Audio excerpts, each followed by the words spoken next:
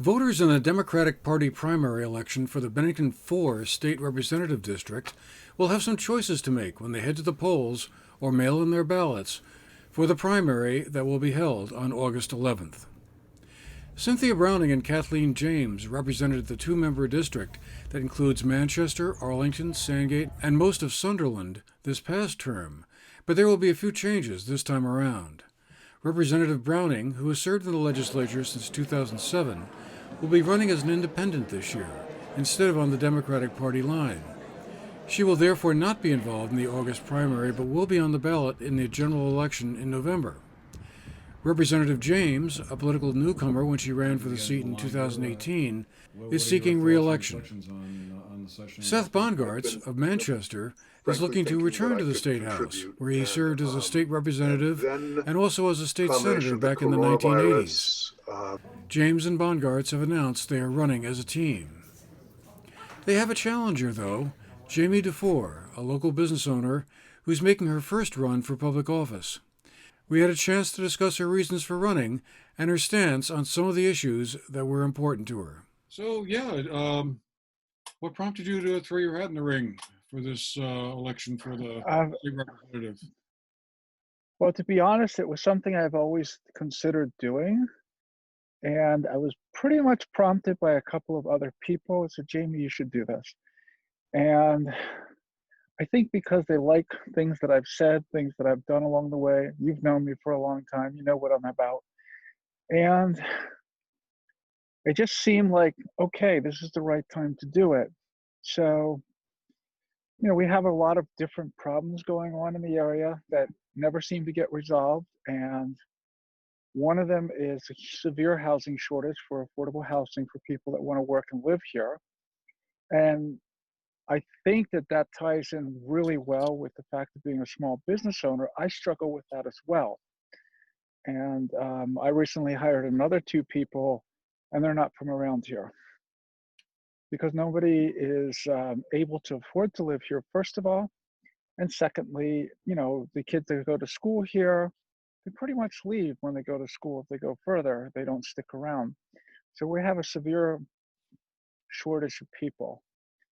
And with my experience as a small business, which I've struggled just like every other business, we need to focus more on the smaller brick and mortar businesses that are still here and the ones that are also doing the service industry. They're really struggling. We don't have enough people to do what needs to be done. We do have a habit amongst different business owners of regurgitating bad employees. They get passed around and they go from business to business, and we've all seen that. And it's not to call anybody out specifically, but we need to fix that. How do you think we should best go about fixing that? What would be some of the policies you'd like to see put in place to advance? Well, one of the things I'm concerned about is how much I could actually do with that, because I do understand a little bit of how things work up at Montpelier. It comes down to what kind of committees that you can get yourself involved in that could have something to affect change. I think we need to find a way to make it financially viable for people to be able to stay here. Of course, no one wants to stay and live in their mom's basement. They want to be able to move out on their own. They want to do their thing as well. So that is one of the things why I wanted to focus on the shortage of affordable housing. We really don't have it. And I think Manchester, if I'm not mistaken, 54% of our population is not from Manchester, let alone Vermont. And I think we have to rationalize that we're losing people that are from here, that might stay here, that could work, and we need to find another way to get people to be here. One of the things the legislature was working on before COVID-19 kind of took over everything and sucked the oxygen out of the State House and everything was Act 250 reform. What you're saying sounds to me like you would like to see that effort continue and the vision pushed forward, because they've been working on that now for about the past 3 or 4 years and haven't been able to come up with a final plan to. No.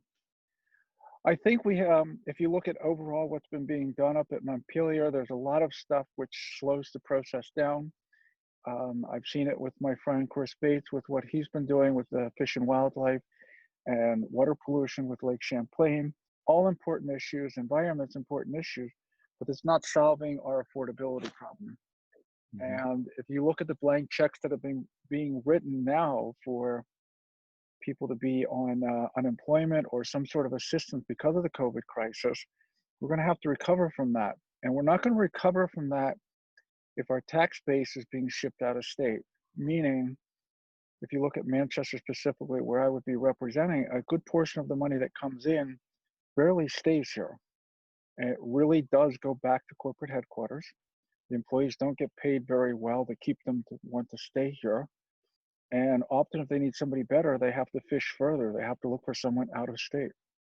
We really don't have anybody here that wants to realize, hey, we have a quality of life here. That's why a lot of people came here.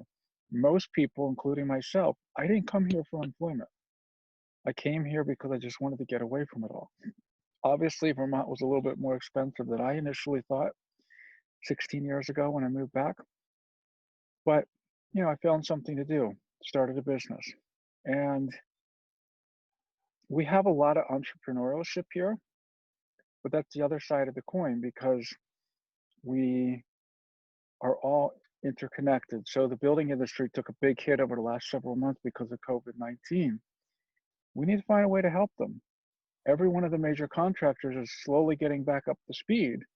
But first, even with my business, two-man crews only. You couldn't do this. We can't go into habited homes.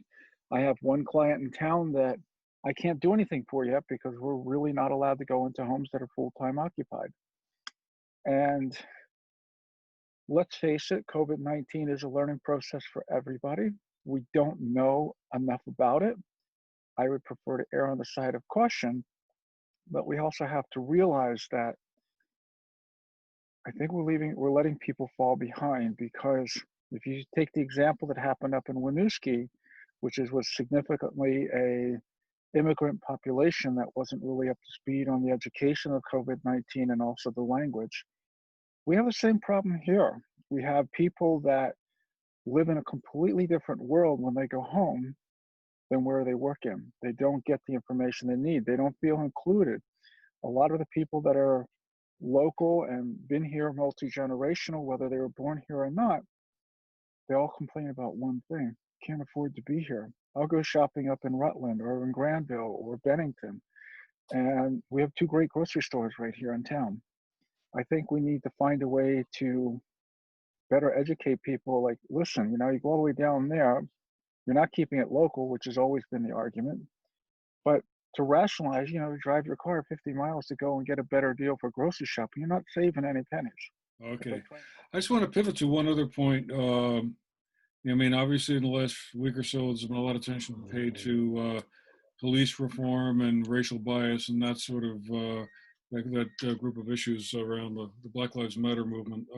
Just wondering what your takeaway is on that. Do you feel that policing in Vermont does need to have a kind of closer look at to see if there are any racial biases at play here, or what's your feeling on Oh, Vermont has a significant amount of racial bias, and it's to all different groups of minorities suffer from that.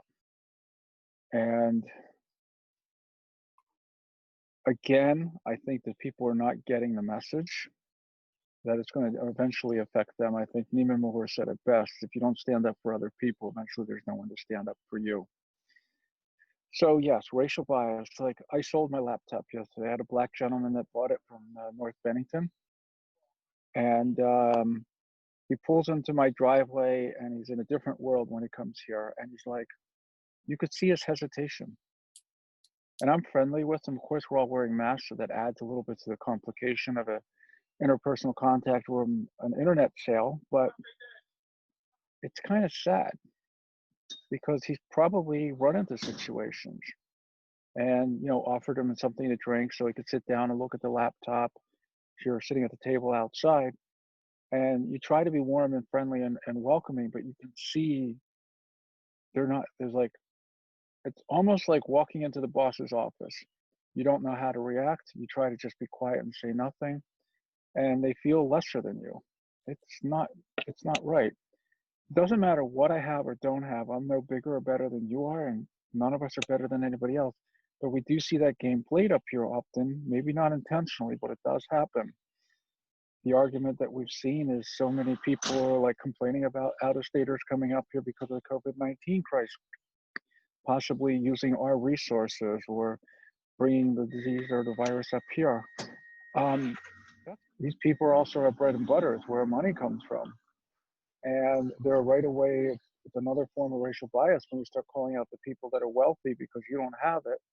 That's where it starts. That's where systemic racism starts. Well, we can self-police. We don't need a lot of police.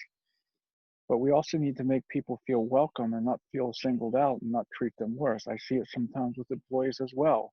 It trickles down. You see someone that makes more money feel like they're bigger and better than someone that makes less money. That's wrong. On GNAT-TV's website, gnat-tv.org,